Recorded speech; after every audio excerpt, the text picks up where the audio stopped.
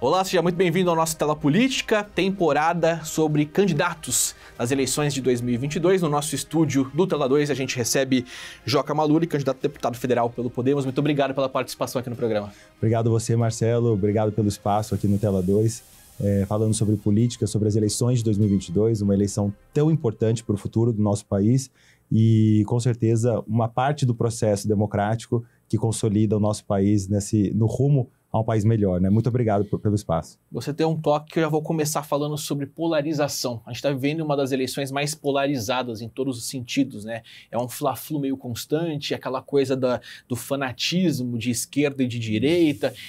Como que é disputar uma eleição num ambiente tão hostil como esse que a gente está enfrentando? Olha, Marcelo, é um enorme desafio. É um enorme desafio, primeiro, para as pessoas entenderem que as eleições do dia 2 de outubro de 2022 ela compreende 5 votos muito importantes para o nosso país, que é o presidente, o governador, o senador, deputado federal e deputado estadual. E eu não pretendo desconstruir a ideologia de ninguém. Eu tenho feito uma construção muito positiva, de construção de projeto de uma região mais forte, de projeto de um país mais justo, e tenho procurado apresentar as minhas propostas. Mas é realmente um ambiente muito polarizado, mas eu penso que se a gente mostra o nosso trabalho, mostra as propostas que nós temos, e eu não pretendo desconstruir ideologias de ninguém, mas sim mostrar que quem conhece o problema da cidade, quem conhece o problema da região, é o deputado federal.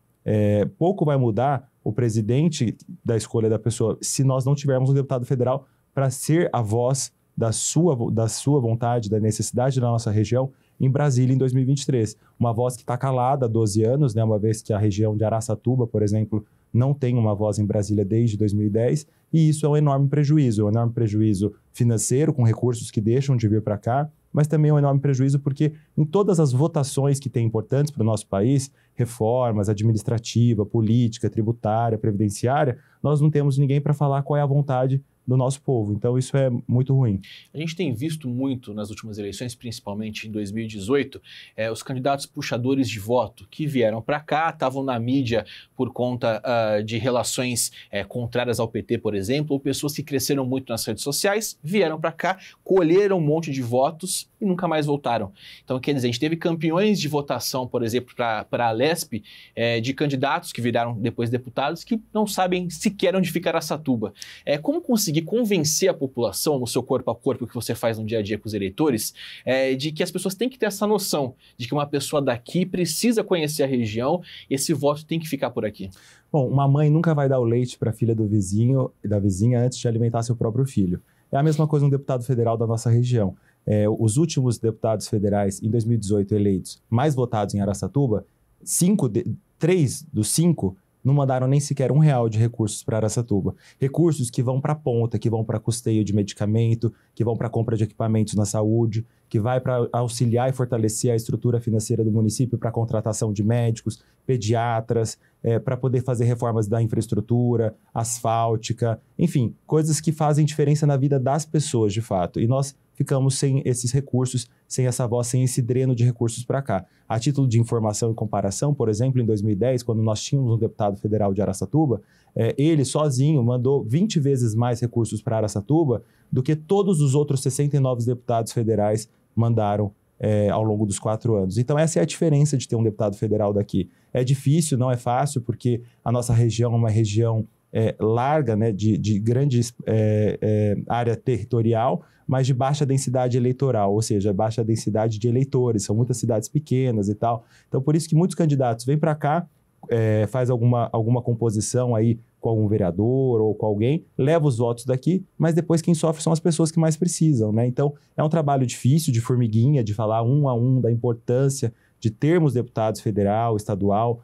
Não apenas nós temos capacidade aqui, só Araçatuba são 150 mil eleitores. Então, só que 30% vai para o lixo, porque são votos inválidos, pessoas que não querem votar. Porque a gente tem que lembrar que o voto não é uma obrigação, é um direito que foi conquistado, inclusive na nossa Constituição de 1988, que eu faço questão de andar com ela. Essa aqui, inclusive, foi a primeira edição impressa. Meu avô foi deputado constituinte. Foi um direito conquistado para que hoje a gente pudesse estar aqui falando sobre política sem você precisar pedir permissão para ninguém. Então a gente não pode perder isso e a gente tem que fortalecer a nossa democracia. Você falou do seu avô. Essa relação com o seu avô, que foi um deputado constituinte, teve um trabalho feito em Araçatuba, isso ajuda ou atrapalha? Ajuda muito, com certeza. Assim, eu não tinha noção eu sempre, né, nós crescemos com as pessoas falando sobre o trabalho dele, mas não é falando sobre a pessoa dele, é falando sobre a transformação que a boa política pode fazer na vida das pessoas. Então, quando meu avô trouxe para Araçatuba o maior conjunto habitacional do país, que foi o Ilha Mandarino, 1.800 casas gratuitas, quando ele fez uma obra que parecia loucura na cabeça das pessoas, tentaram embargar a obra da captação da água do Tietê, quando ele quis fazer o asfalto gratuito no Ilha Mandarino e a oposição quis que fosse cobrado, ele estava olhando para as pessoas. Então, é essa transformação na vida das pessoas que é positiva. Então, com certeza, ajuda muito. Mas, por outro lado, me dá um senso de responsabilidade muito maior, porque foram 40 anos de trabalho público, sem a vaidade de querer agradar a todos, porque fazer o certo, Marcelo, nem sempre é fazer o que as pessoas querem, né? As mães, muitas vezes, não dão um pirulito para o filho antes do almoço, porque ela sabe que não é o certo. E o político é a mesma coisa. Muitas vezes você tem que tomar medidas que não são populares, mas você está pensando no bem-estar da sua sociedade, do seu país, no médio e longo prazo. Então, com certeza, ajuda muito. Você é uma figura jovem, tem todo, claro, a sua história, a sua construção de vida, mas é uma primeira tentativa na política. Você se sente preparado suficientemente ao ponto de representar uma região importante, que é o Noroeste Paulista, no Congresso? Com certeza. Eu tenho 34 anos, nasci em 1988, coincidentemente, mesmo ano da nossa Constituição. Já fui convidado algumas vezes a ser candidato no passado, a vereador, a vice-prefeito em Araçatuba e em Mirandópolis, mas eu penso que a política ela não é um projeto que tem que ser individual. Eu sempre gostei, sempre admirei, porque eu vi o que a política pode fazer quando ela é feita de forma séria, mas eu sempre soube que quando eu entrasse na política, eu teria que trazer uma oxigenação, né? Cada um dos meus antepassados, meu bisavô, que foi político, meu avô e meu pai, fizeram a sua contribuição, mas o Joca tem a sua própria identidade. Eu fiz meu mestrado em política no King's College em Londres, me dediquei alguns anos, né, na área de comunicação, estive aqui com vocês na televisão, na rádio em Mirandópolis, fiquei 7 anos com a minha mãe, junto ao Buffet Vera Maluli, vi ali principalmente o que pode ser feito quando você empodera as mulheres, vi na pandemia muitas colaboradoras nossas do Buffet que tiveram treinamento técnico para fazer um trabalho especial na área de confeitaria, de atendimento de salão, sendo esteios das suas famílias, porque seus maridos estavam desempregados e elas foram esteio durante a pandemia quando tudo estava parado.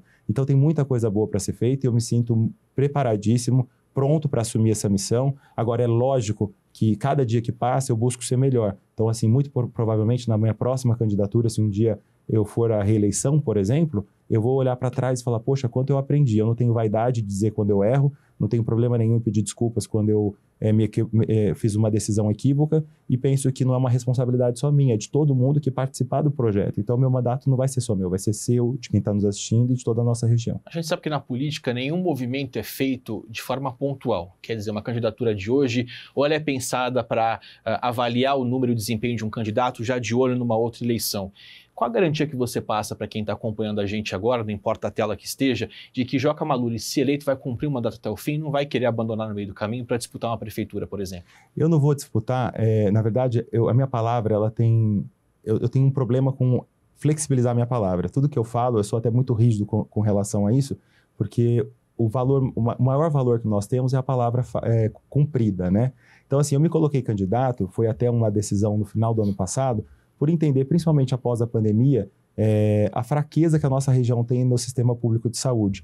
Meu avô lá em 88 lutou para o SUS acontecer, né? A saúde não era um direito de todos, era só dos trabalhadores, e hoje é um direito de todos do Brasil de forma gratuita. Então eu vi a necessidade de realmente trazer recursos para a saúde. Então, assim, se Deus permitir que eu esteja no Congresso Nacional, eu tenho certeza que eu vou ser muito mais útil para Araçatuba e para toda a região estando em Brasília, porque o Pacto Federativo ele é muito injusto com os municípios. Araçatuba é uma cidade ainda que pertence a um grupo privilegiado de 80 cidades do estado de São Paulo, com 200 mil habitantes, né? Mas o estado de São Paulo é um estado de cidades pequenas. Eu sei porque eu vi meu pai prefeito de uma cidade pequena e o dinheiro é curto. Então, são 400 cidades com menos de 20 mil habitantes e 300 cidades com menos de 50 mil. Então, são cidades que não têm dinheiro para fazer obras infraestruturais. Se não tiver um deputado federal para fazer custeio da Santa Casa, porque essas instituições filantrópicas estão todas quebradas, o repasse do SUS é defasado há 20 anos. Se não tiver um deputado federal para trazer recursos, para equilibrar as finanças das Santas Casas, um deputado federal para trazer recursos para infraestrutura,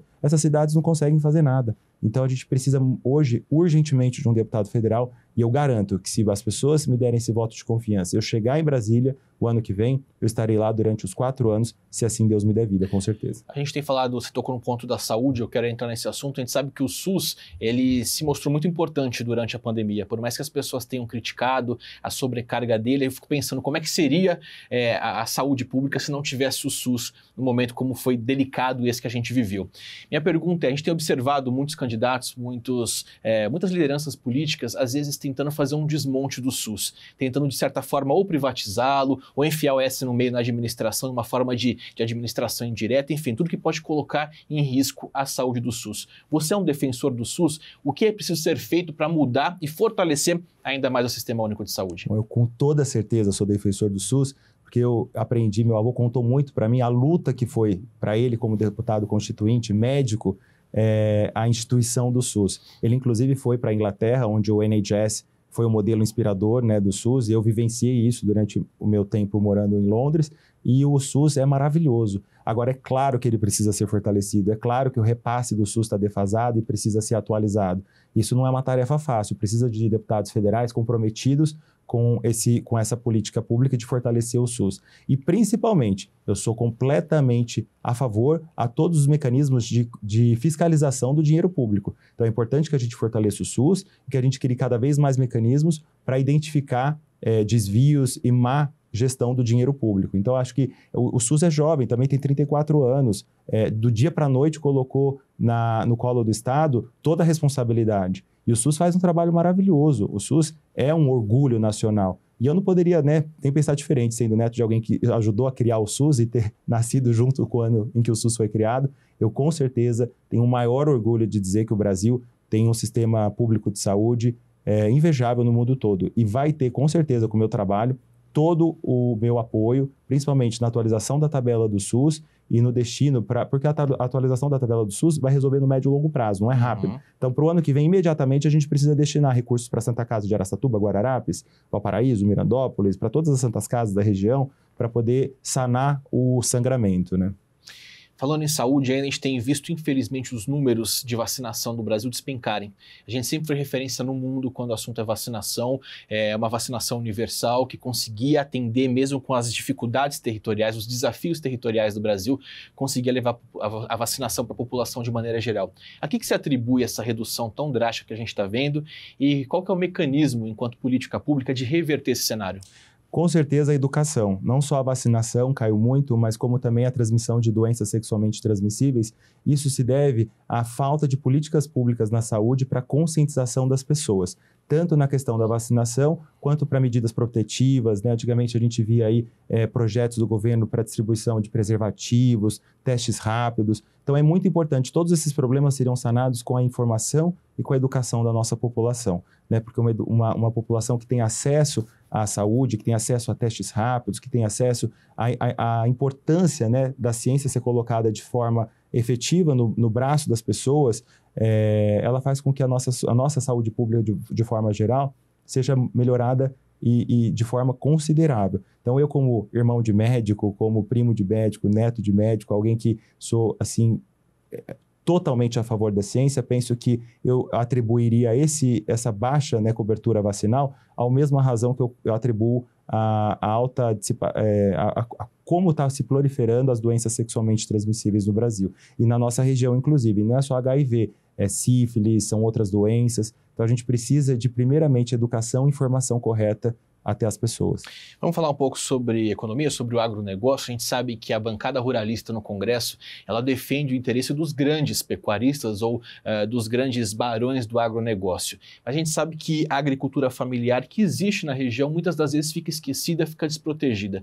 Qual que é o equilíbrio? Como conseguir atender aos interesses dos grandes, mas também incentivar a agricultura dos pequenos? Então, o agronegócio no Brasil é um universo econômico de diferentes realidades. Como você disse, o grande agronegócio, que é um agronegócio de poucos players no mercado, é o agronegócio de exportador de grãos do centro-oeste do nosso país. Mas aqui na nossa região, nós temos também uma grande quantidade de agricultores que são agricultores da agricultura de base, da agricultura familiar, que é justamente aquele agricultor que precisa do respaldo do governo como? Para acesso a crédito com juros baixos, precisa de tecnologia, que hoje a tecnologia ela é acessível somente para os grandes. Então, como que a gente vai fazer isso? Primeiro, investindo muito na geração de tecnologia em solo nacional. dando acesso a crédito para esses pequenos agricultores e, principalmente, criando cooperativas que façam chegar, de fato, a hortaliça, a fruta aqui de Guaraçaí, a batata doce de Braúna, os hortaliças aqui da nossa região, no mercado de forma rápida, para encurtar o processo de negociação e poder fortalecer o pequeno agricultor. Até porque o problema da fome... O Brasil não pode, um país que alimenta 800 milhões de pessoas no mundo, ser um dos países que mais se envergonha com os números da fome. Nós temos aqui, é um dos poucos países que poderia dizer que se a gente passar um muro em volta do Brasil, nós somos autossuficientes em tudo. Só que como que pode um país tão rico, também tão pobre, com tanta miséria? Então o que a gente precisa é fortalecer a agricultura de base, a agricultura familiar, que é quem coloca de fato a comida no prato do brasileiro, para que a gente possa fortalecer eles, que hoje eles estão sofrendo muito, inclusive com os preços altos, né, devido à taxa cambial que o Brasil vive, então os insumos estão muito caros e acabam encarecendo inclusive no prato do brasileiro, né, na ponta lá no supermercado. E com isso a gente também fortaleceria eles e reduziria a fome do país. A gente estava no comecinho da conversa, você falou que independentemente de quem seja o presidente, é importante que se tenha deputados que pensem na região. Mas a gente sabe que depois que a eleição se concretizar, o resultado sair, seja ele no primeiro ou no segundo turno, isso vai dizer muito sobre as políticas que serão adotadas, seja na oposição ou seja na situação. Joca Maluri, se eleito, como deve encarar o representante do governo federal, ou seja, o presidente da República, independentemente de quem seja, se Bolsonaro ou se Lula, vai ser uma figura um pouco mais articuladora, sabendo negociar com todos, vai ser uma figura mais defensora de um dos lados. Quem seria Joca Maluri no Congresso? Eu vou ser defensor de apenas um lado, o lado das pessoas que precisam, o lado da minha região.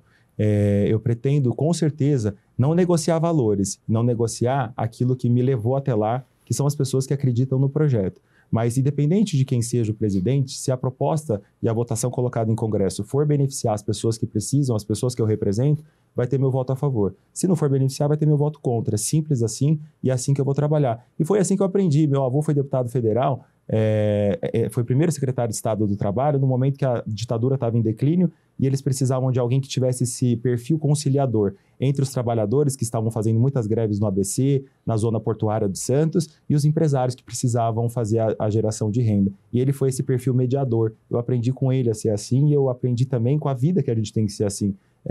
Não é fazer o que a gente quer, mas é sim o que precisa ser feito e achar um equilíbrio, porque não tem como você ter um país com desequilíbrio entre quem gera emprego e quem trabalha. Então a gente precisa achar um ponto de equilíbrio nisso e por isso, com certeza, independente da proposta, se for benéfica para as pessoas que precisam, vai ter meu voto a favor. A gente fala muito em reformas, né? Grandes reformas, seja trabalhista, previdenciária, tributária. Na sua visão, qual que é a mais prioritária nesse momento? Quais são as mudanças mais drásticas que devem ser colocadas em prática no atual cenário? Sem sombra de dúvidas, a reforma tributária. A reforma tributária é uma algema no pé de todos os empreendedores do Brasil e impacta, inclusive, na vida dos trabalhadores, porque as empresas elas têm que dedicar 1/3 do seu tempo, da sua energia, do seu recurso, as grandes empresas, com grandes advogados tributaristas e tal, para poder fazer sua contabilidade, porque o Brasil tem quase 60 impostos, né? É uma guerra fiscal enorme entre os estados do nosso país. O estado de São Paulo perdeu muita atração, né, perdendo aí muitas empresas para o Mato Grosso do Sul, para Minas Gerais, porque nós temos uma guerra fiscal. Então a gente precisa simplificar os impostos. Simplificando os impostos, as empresas vão ter que gastar menos tempo, energia e recursos para fazer as suas declarações e com isso vão poder investir isso na compra de tecnologias novas, de equipamento, expansão de balcões, de galpões, para que possa gerar mais emprego. Então a reforma tributária eu diria que é a mais urgente e não só a mais urgente, mas é a mais madura para ser votada, já está pronta para ser votada com alguns ajustes, mas ela tem maturidade para entrar em pauta no Congresso Nacional. E depois dela eu acredito que é a reforma da Previdência, porque o Brasil é uma bomba relógio, eu e você, quando nós nos aposentarmos, com certeza não vai ter dinheiro para pagar a aposentadoria. O Brasil está com uma Previdência quebrada e precisa ser reformado urgentemente. O que é hoje o nosso maior problema pode se transformar na nossa maior força. Porque se nós fizermos como os estados mais modernos do mundo estão fazendo, que é fazendo capitalização da Previdência, a gente consegue gerar muita renda, inclusive para investir no que é o principal problema do Brasil hoje, que é na infraestrutura. Essa capitalização de renda, em alguns países da América do Sul, por exemplo, acabou gerando um pouco polêmica. É o caso do Chile, né, que tentou, de alguma forma, trazer essa forma de quase uma previdência privada dentro do ambiente público. Um país do tamanho do nosso, com volume de pessoas como o nosso, como conseguir, então, fazer com que esse equilíbrio aconteça? Na reforma da Previdência? Sim. Bom, a reforma da Previdência ela ainda tem muita discussão ainda sendo acontecendo no país. Então, por isso que eu penso que a tributária é mais urgente e a mais madura para entrar em pauta. Então, eu preciso estar em Brasília ano que vem para poder não cometer uma fala equívoca, porque a Câmara, o Congresso, hoje tem grandes técnicos que auxiliam os deputados na tomada de decisão, porque não é só o que eu penso, né? Eu preciso entender um pouco da realidade do 360, para eu não cometer uma atitude individual, unilateral, com o que eu penso, e talvez o que eu penso não é o que é de fato viável. Então, eu teria que deixar essa resposta para daqui a um ano eu posso te responder. Bom, vamos falar um pouco sobre o seu perfil. Você comentou na entrevista que teve uma especialização em política na Europa. São cenários muito diferentes, mas que tipo de conhecimento ou que tipo de bagagem que você conseguiu trazer, ou enfim, trazer para a sua vida, para a sua bagagem, que você conseguiria colocar aqui na prática, e quais as diferenças ou quais as semelhanças que podem ser aí colocadas em prática aqui no Brasil? Bom, até para esclarecer, o meu mestrado foi em política latino-americana com foco na política externa do Brasil. É um instituto dentro do King's College, que chama Instituto Brasil, que tem um enorme grupo de pesquisadores, estudantes de mestrado, doutorandos e pós-doutorandos que focam o estudo na política brasileira. Então, a minha formação é em política brasileira. Uhum. Mas, com certeza, eu identifiquei, já tinha uma série de teses, de estudos mostrando a força e a regionalização do nosso país. Um país de dimensões continentais, com muitas oportunidades ainda subaproveitadas, mas ali já ficava identificado, 12 anos atrás, eu estudava muito sobre isso e também trabalhava no Financial Times como pesquisador,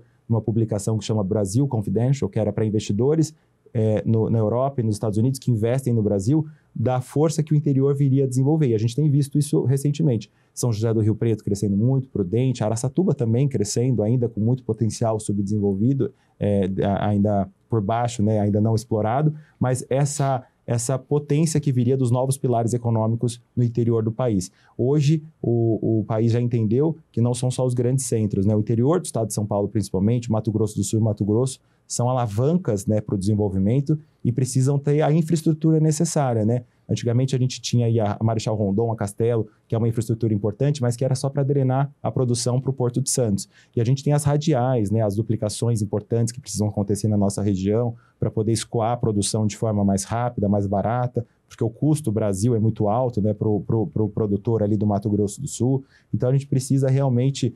isso que eu acredito que foi o mais importante durante o meu tempo lá. E eu sempre soube que eu ficaria lá um tempo e voltaria, porque eu amo o Brasil. Como diz o hino nacional, né, verás que um filho teu não foge à luta, independente como político, como jornalista, como trabalhador, enfim, nós todos temos que fazer a construção do país que nós queremos ter. A Europa não chegou onde ela chegou hoje, do dia para a noite. O Brasil é um país jovem, tem 200 anos de independência, é um país ainda em construção. E sou eu, você e quem está nos assistindo que vai construir o país que a gente quer. Talvez a gente não veja tudo que a gente sonha para o Brasil, mas a gente precisa fazer a nossa contribuição enquanto a gente está aqui, né? Você usou como exemplo, né, o sistema de saúde pública, que acaba sendo o embrião, foi uma inspiração para o sistema de saúde pública do Brasil. Tem alguma outra coisa agora de bate-pronto que você consiga associar, um exemplo de um modelo de uma coisa mais ampla do exterior que pode ser aplicada no Brasil? Eu pergunto isso porque as pessoas têm muito aquela síndrome do cão vira-lá, tá? Porque lá fora tem coisas que funcionam e no Brasil não funciona. Como a gente consegue mudar essa chave e trazer para a nossa realidade? Bom, é algo que ficava muito latente, assim, que eu percebia que eu gostaria muito de vivenciar isso no Brasil, e até trouxe a Constituição, porque é a Constituição cidadã, né, que é a Constituição que fez com que nós dessemos para o cidadão brasileiro o senso de cidadania. E na Inglaterra, principalmente, o cidadão ele tem o seu senso de cidadania e a sua responsabilidade enquanto cidadão muito clara, né? O meu espaço ele acaba exatamente onde começa o seu. A minha responsabilidade é a mesma coisa, os meus direitos é a mesma coisa. No Brasil, infelizmente, como um país do jeitinho, dos privilégios, né, privilégios históricos, inclusive privilégios na política, que eu sou completamente contra, é um país onde a gente não sabe. Alguns podem muito e muitos não podem nada, né? A gente tem, principalmente o cidadão mais pobre, ele tem o seu senso de cidadania totalmente corroído, porque é aquela mãe que tem medo da sua filha voltar para casa do trabalho à noite, com medo dela ser abusada, a mãe que tem medo do seu filho que está voltando para uma comunidade mais vulnerável sofrer algum ataque e não voltar nem vivo para casa. Então, que cidadania que essa mulher tem? Que cidadania que esse jovem tem? Nenhuma. Então, a gente precisa fortalecer nosso senso de cidadania. Se eu pudesse trazer para o Brasil algo hoje, ou não trazer, ajudar a construir, seria um país onde o cidadão sabe que ele é respeitado. Só para a gente encerrar, por que o nosso espectador está acompanhando agora deve votar em Joca Malud? Bom, primeiro porque eu sou muito comprometido com tudo que eu faço na minha vida. Eu me preparei para chegar até aqui. Eu acredito que é uma missão que me foi dada. Eu sinto que eu estou pronto para responder e para assumir a responsabilidade de ser a voz da nossa cidade, ser a voz da nossa região no Congresso Nacional. E principalmente ser aquele deputado federal que vai ser um deputado federal de construção de pontes, não negociando os meus valores, mas sim priorizando o que é importante para o nosso país. Um país que eu amo, um país que eu admiro, uma região que me acolheu, que acolheu a minha família quando imigrantes para cá, como todos nós, né? Somos imigrantes que o Brasil acolheu de braços abertos, e a gente precisa fazer a nossa parte, a gente precisa contribuir na construção do país que a gente quer ser. Então é por isso que eu acredito que eu vou com certeza orgulhar todo mundo que vai me dar o seu voto de apoio no dia 2 de outubro. Inclusive, meu número é um número muito especial, porque é 1988, não pelo ano que eu nasci, mas pelo ano que muitos deputados estavam em Brasília lutando pela construção da nossa Constituição, né, a nossa Carta Magna de uma democracia. Então, por isso que eu acredito que eu estou preparado e por isso que eu acredito que eu mereço o voto das pessoas. Mas também não pretendo ser unanimidade, democracia é isso, alguns concordarem, outros não, mas eu peço que as pessoas não deixem de votar e de votar de forma consciente. O voto não é uma obrigação, é um direito que foi conquistado e a gente não pode desperdiçar e desvalorizar esse direito. Candidato, muito obrigado pela participação. Obrigado você, Marcelo. Pessoal que nos acompanha, não importa a tela, TV, computador, tablet, celular, enfim, você consegue rever outras entrevistas dessa temporada e de temporadas anteriores aqui no nosso Tela Política, sempre acessando tela2.com.br. Valeu pela companhia, a gente se vê na próxima. Até lá.